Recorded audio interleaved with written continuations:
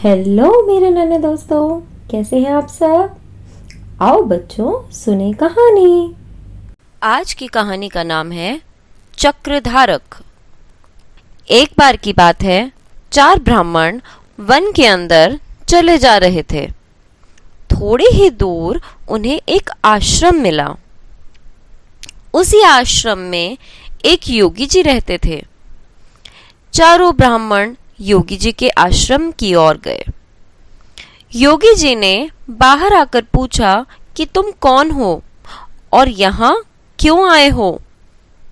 उन्हीं में से एक ब्राह्मण ने कहा, गुरुजी, हमने आपकी शक्तियों के बारे में बहुत सुना है, बस आपका आशीर्वाद चाहिए।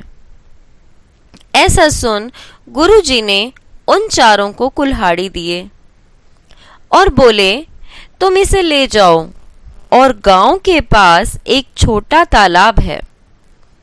तालाब के पास अंजीर का पेड़ और उसी पेड़ के पास लाल मिट्टी।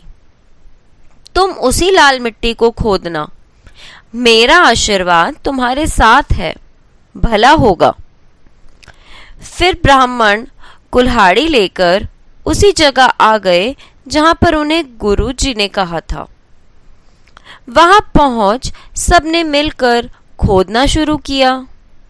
खोदते खोदते उनमें से एक ब्राह्मण को बहुत बड़ी तांबे की चट्टान मिली। वह सबसे बहुत ही खुश होकर बोला, ये देखो, मुझे तांबे की चट्टान मिली। चलो चलकर इसे आपस में बांट लें। पर तीनों ब्राह्मण ने उसे मना कर दिया और बोला कि शायद और खोदने से कुछ और अच्छा मिल जाए, पर तुम जाना चाहो तो जा सकते हो। वह ब्राह्मण अपनी खोज से संतुष्ट था। उसने सारा तांबा इकट्ठा किया और वहां से चला गया। उसके जाने के बाद बाकी तीनों फिर से खोदने लगे। इस बार एक ब्राह्मण को चांदी की चट्टान मिली। उसने भी सभी को वापस चल और चांदी को आपस में बांटने के लिए कहा। पर बाकी दोनों ब्राह्मण अभी भी नहीं माने और बोले, अगर तुम जाना चाहो तो जरूर जाओ, हम अभी और खोदेंगे। ऐसा सुन उस ब्राह्मण ने भी चांदी इकट्ठी की और चल पड़ा। अब दोनों ब्राह्मणों ने फिर से खोदना शुरू कर दिया। इस बार उन्हें सोने की चट्टान मिली। तो उनमें से एक ब्राह्मण ने दूसरे ब्राह्मण को समझाते हुए बोला कि अब तो हमें चल ही लेना चाहिए। तुम और मैं ये सोना आपस में बांट लेंगे। पर आखिरी ब्राह्मण अभी भी नहीं माना और बोला, जब यहां से इतना कुछ निकला है तो क्या पता अब हीरे निकल आए। अगर तुम जाना चाहो तो जरूर जाओ, मैं तो अभी और खोदूंगा। ऐसा सुन उस ब्राह्मण ने आखिरी ब्राह्मण को फिर से समझाया और कहा, देखो भाई, ज्यादा लालच अच्छी बात नहीं है। फिर भी वह नहीं माना और खोदता रहा। तीसरा ब्राह्मण भी सोने की चट्टान बटोरकर वहां से चला गया।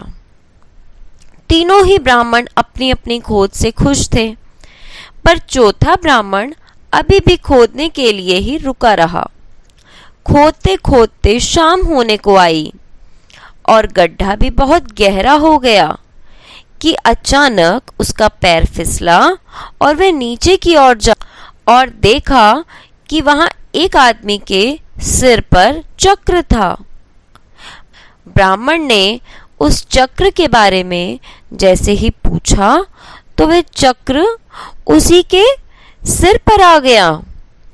ब्राह्मण डर गया और घबराकर चक्रधारक से पूछने लगा कि तुम कौन हो और ये चक्र मुझ पर क्यों लगाया। ऐसा सुन पहले वाले चक्रधारक ने बताया कि मैं भी कई साल पहले तुम्हारी ही तरह इधर हीरे के लालच में मैं भी बहुत अधिक खोदता गया। मुझे भी तांबे, चांदी और सोने की चट्टानें मिली, पर मुझे भी ये सब देख हीरे का लालच आ गया और खोदते खोदते गड्ढा बन गया। उसी गड्ढे में मैं भी तुम्हारी ही तरह गिर गया और चक्रधारक बन गया। अब जब तक कोई और लालची इधर नहीं आता, तब तक तुम भी इधर चक्रधारक ही रहो। सब बोल वह आदमी इधर से चला गया। जब वह चक्रधारक बाहर आता है तो उन्हीं में से एक ब्राह्मण उसी ओर आता है और धारक से पूछता है कि भाई सुनो, यहीं पर मेरा एक मित्र खोद रहा था, वह अब नहीं दिख रहा। ब्राह्मण की बात सुनकर वह आदमी बहुत जोर से हंस पड़ा और सारी बात ब्राह्मण को बता दी। यह सुन ब्राह्मण को बहुत दुख हुआ और सोचने लगा, काश तुमने लालच ना किया होता और हमारे ही साथ वापस आ गए होते। तो बच्चों, इस कहानी से तुमने क्या सीखा? इस कहानी से सीख मिलती है कि लालच करने का परिणाम बुरा हो सकता है, इसलिए कोई भी काम सोच समझकर ही करना चाहिए। बाय बाय मेरे नन्हे दोस्तों। चैनल को लाइक, शेयर, सब्सक्राइब करना नहीं भूलना।